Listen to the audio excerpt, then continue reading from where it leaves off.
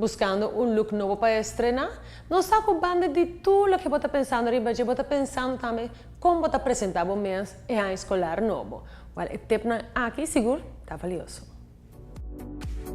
Tá difícil para querer que a vacância está a ponto de terminar e las lo pronto está back din sessão.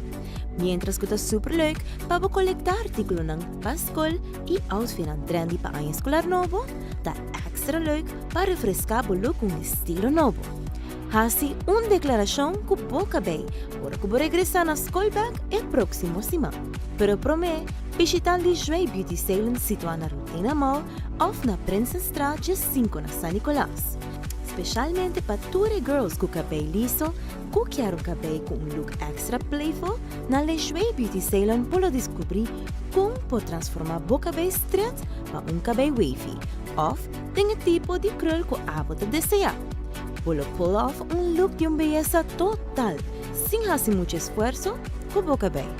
Como rotina tradicional de Le Shui Beauty Salon, nanta começar na lavar o cabelo, analisar e se mestre hace algum tratamento e blow o cabelo depois. E a parte excitante lo segue. Nang estilista ta começar curl e style o cabelo a base de bom gosto.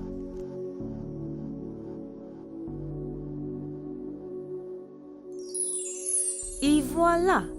Essa que é um hairstyle mais fácil que pode modelar com ele durante o ano escolar novo.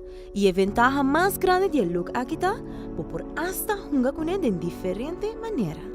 Entre outros, luce com bandeau colorido estilo ng bohemian, ou quizás G-spin e arriba ou na banda com bob pin.